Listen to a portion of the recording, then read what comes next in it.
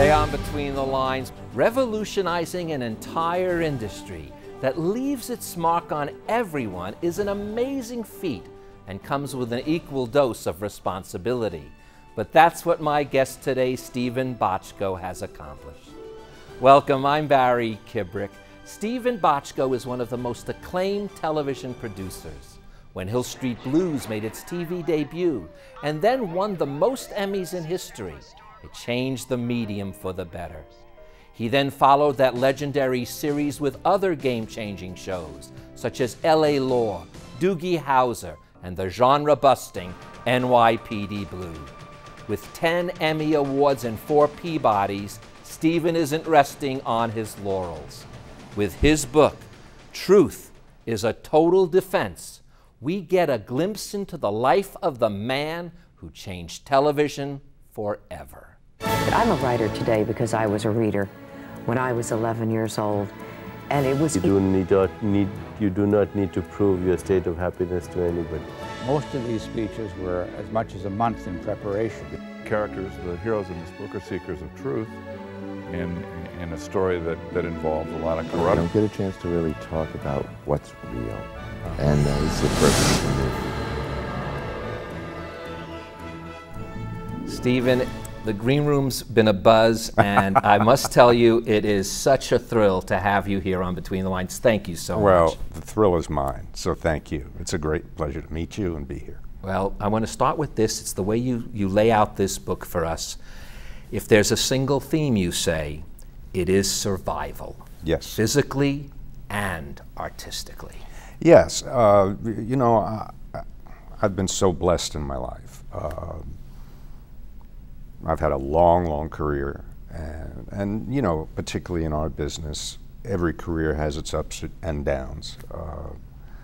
But I've had more ups than downs, believe me. And I had never really thought to write the book, but I contracted a very rare form of leukemia in 2014, and over the course of my treatment, which took months, culminating in a bone marrow transplant.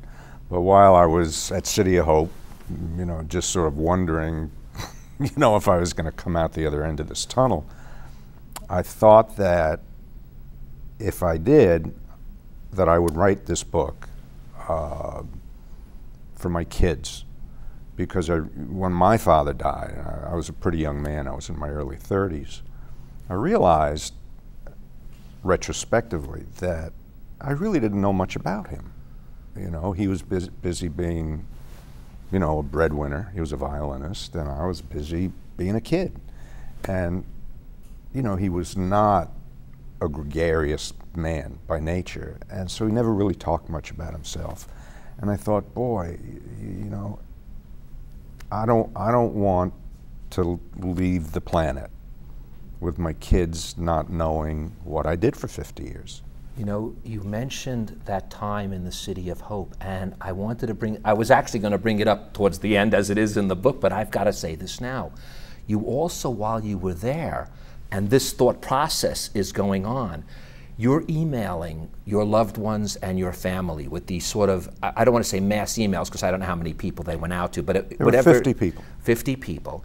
And as I was reading it, and I shared this with my wife the other day, I couldn't help but I flashed back to all that jazz and Bob Fosse at the end of that picture, because your wit and your, I mean, here you are, you can tell you were battered down from the chemo, from the treatments. They had you wired up and everything, but those emails were like bam, bam, bam, and I could see that almost that was the start of how this must have happened. You needed to tell the journey. Well, you know, my experience in life is that when somebody close to you becomes potentially terminally ill, your first response is fear. You're kind of afraid to approach the person. And very often, the person who's ill, and certainly this was the case with my dad, tends to withdraw. And so at a moment in your life when you most desperately need human support, communal human support. It's often least available to you. And so very quickly, as I got over my initial terror of what I was facing, I thought the only way I'm going to really get through this is to give people permission, give my friends and my loved ones permission to be in a dialogue with me through this whole experience. And I thought, if I have to go through this, I'm not going to go through it alone. And I bought myself a little laptop, and I took it to the hospital with me. And every day, I would bang out these emails. And of course, as I got more and more in the throes of what you go through with chemotherapy and everything, you know, they have an expression for chemo brain, and it's real. You just get addled. You know, you're so loaded with drugs, and then a whole other set of drugs to counteract the side effects of your chemo and all that stuff. And it got to the point where it would take me 2 hours to write an email, and then when I looked at it, it was gibberish because my fingers didn't work. And so I would have to go back with one finger and spend another 2 hours fixing it. But what happened was, as I started sending these things out, is I'd get 50 emails a day from everybody. And if I missed a day, I'd get 50 emails saying, "Where's today's installment?"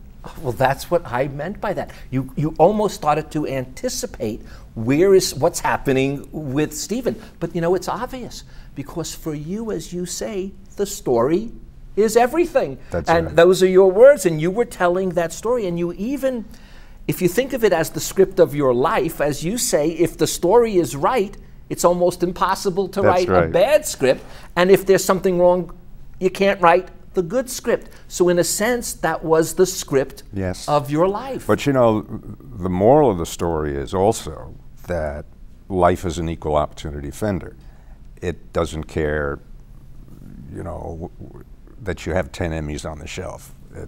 I mean, we were talking earlier about Steve Cannell, you know, who's a dear, beloved friend of mine.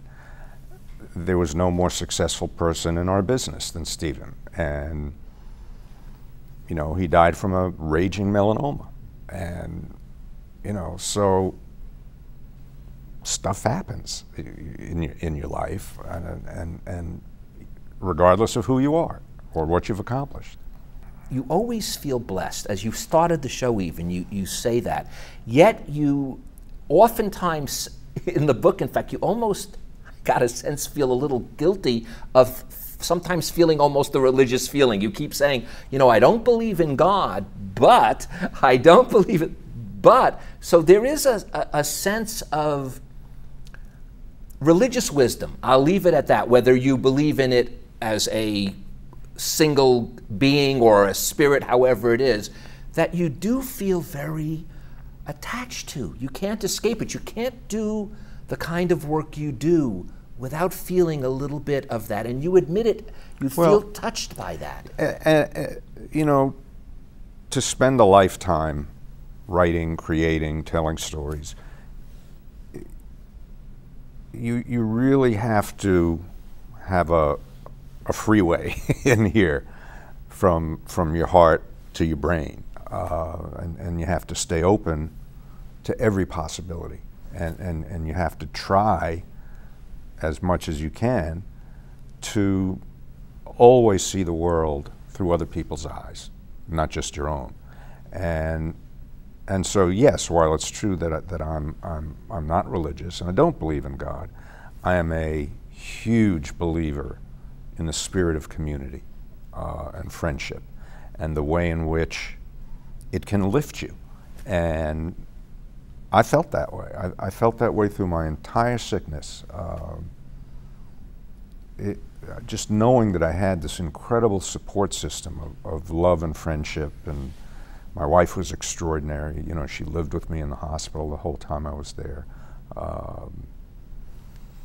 You know, I was blessed, and I felt it then, and I feel it now.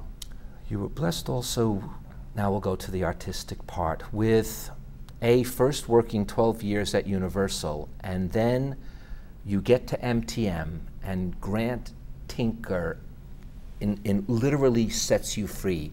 I remember so clearly when you walked into his office and you asked him, you know, what is it that you want from me? And he says, no, you don't get it.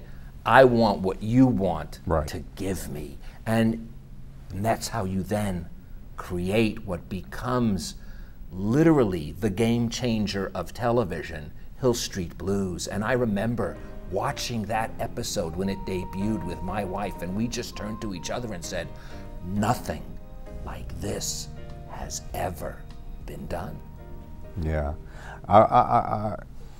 Again, when you talk about blessings, I had a writing partner who created Hill Street with me, Michael Kozel, who was an extraordinarily talented man. He and I together were greater than the sum of the parts. There's no question in my mind about that. You say that about almost even the partners you had falling out with sometimes. Some of the great stories with David Milch. And I think it seems like you're still close, and if you're not still close, at least the respect you have we're close. For him as a writer. You always also, besides giving the credit to your partner, you always looked to be with someone who was better than you, as if that was your mission, and you sought them out. And no matter how difficult the relationship might have been, you loved the fact of what they always brought to the table. No question about it. No question about it. And in the course of a long career, I've had the privilege of locating and working with a remarkable group of writers. So, you know, a show may die or a show may succeed, but the really enduring thing that you take from all of it are extraordinary relationships. But you give us even a different definition, and I want to share it with people because I think this is so important. I'm going to use your words exactly. Failing versus not succeeding. I've always made the distinction between failing and not succeeding. Not succeeding is the luck of the draw. Failing is on me. Right. I felt like that about Murder One, which really, despite its relative lack of success domestically, was also a bit of a game changer. You know, and we see the real fruits of it today, and technology has empowered our ability to binge watch television, and because of that, you can now do a television show that is essentially a single storyline, and audiences will track it. And 20 years ago when we did Murder One, it was a different universe, and I think the single storyline aspect of that concept really didn't resonate with enough people. Well, it was the same problem with Hill Street Blues, because as I said, as revolutionary as it was when I saw it, it was the lowest rated show that ever got picked up. Correct. Because it was, anytime you're changing the game, anytime, I think even you use these words, you have that idea that's going to, you know, spark something, it takes a little bit of time for the rest of the universe to sort of catch up to it. Correct. But here is the perfect definition of luck. Fred Silverman was running NBC at the time. When we made Hill Street Blues for Fred in 1980, and it didn't go on the air until January of '81 because of an actor's strike, when we went on the air, we got these remarkable critical notices. And even though nobody was watching the show, it was like a diamond in the rough for Fred. And he really was in a position where he couldn't afford to cancel the show, even though it was so low, you know, poorly rated. And what I realized was if we had been on either of the other two networks, we would have been gone in 13 episodes, because they didn't need the, the attention, if you will, that Hill Street was bringing to this otherwise schlubby network in 1981. Well, though, besides the luck and, the amount of Emmys that it won that helped revive it, you have this thing that you always involve yourself in the exploration of a theme. That's Right. a part of what you say. And two of the shows that followed that really epitomize this is LA Law and NYPD Blue. And you have, I'm going to read it exactly, because you have a real passion for the law, and you believe that it represents everything that is best about our nation. But you say, in fact, the law, as a practical matter, is often a blunt instrument that exposes the worst of our social and societal impulses. And that is the theme that you continuously explore through Hill Street Blues, through Murder One even, and through especially LA Law and NYPD Blue. And NYPD Blue right now is probably, talk about prophetic, I mean, you could almost run that now and see the situations unfolding. Well, we were very taken up with urban themes, and the politics of the workplace, and racial tensions in a paramilitary organization, and we just, the actual cases, if you will, were often just an excuse. It provided us with a skeletal structure on which to attach, complex moral dilemmas, rich character conflicts, and when that's your focus, you can make a show like that, as we did for 12 years, and it never gets tired, it never gets old. Stretching the limits, that's a theme of yours, stretching the limits especially of your imagination. And as we're talking about these revolutionary shows, this one in a sense has an iconic element to it as well, but so different, and that's Doogie Howser. And you're laughing, but it is true. You can't even say the word without it sounding funny, and it has become a sort of iconic character. Anyone that's young, that is up and coming, they're Doogie. They're a Doogie, however you want to term it. So well, you really changed. I was always fascinated with the phenomenon of prodigy. Child prodigies. My dad was a child prodigy, and I certainly wasn't, nor was my sister. But just the concept of having a prodigious and developed talent for something, at an age when most of us are just kind of, playing stickball or something, always fascinated me. You have something here that veers a little bit from television, and I want to read it because, and you can tell this is, again, obviously when you were contemplating your own mortality, but I think it's so strongly worded, I want to read it. Life often hangs by a thread, but it's a remarkably sturdy thread, thin as it may be. The life force in all of us is unbelievably strong. Yes. That's a personal observation. I was present at the death of all my parents, both my parents, and Dana's mother. And they all exceeded significantly my expectation of their survival. because, you know, they were in such dire straits. I thought, well, they're going to go tomorrow. And then tomorrow would come, and they were just holding on for dear life. And my mother-in-law in particular, Dana's mother, was 97. She just wouldn't die. And she was kind of in a semi-coma, in and out. And this went on for weeks. And finally, one night, I went up to her room, and the nurse was there,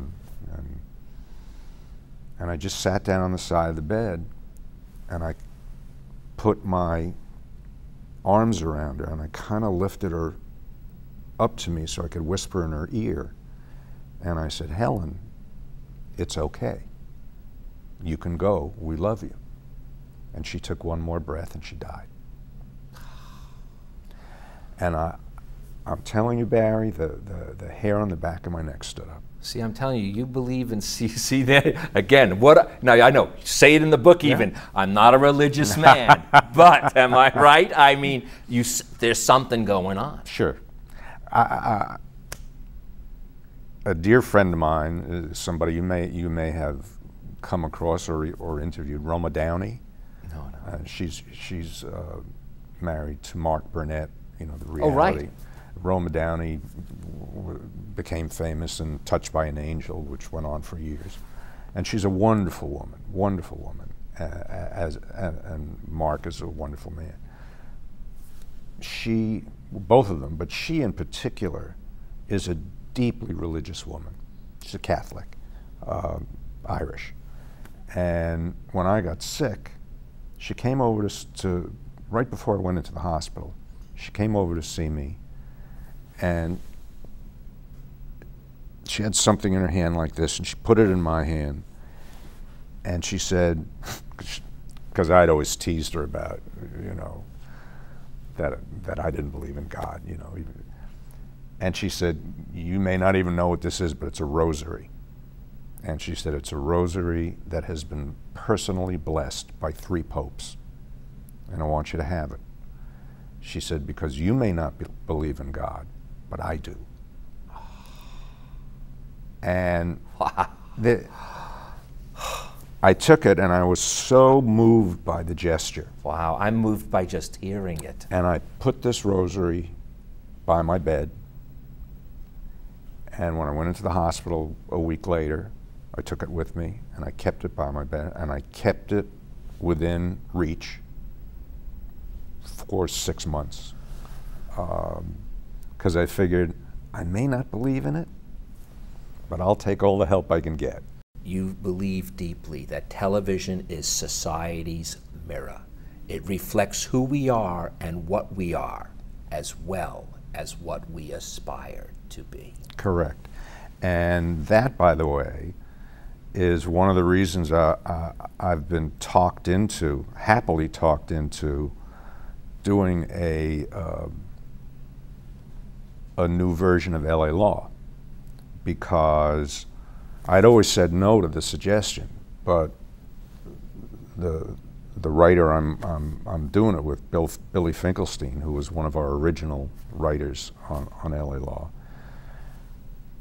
successfully argued me out of my resistance, because he said the things that we apply the law to today, the issues that we apply the law to today, literally didn't exist 30 years ago.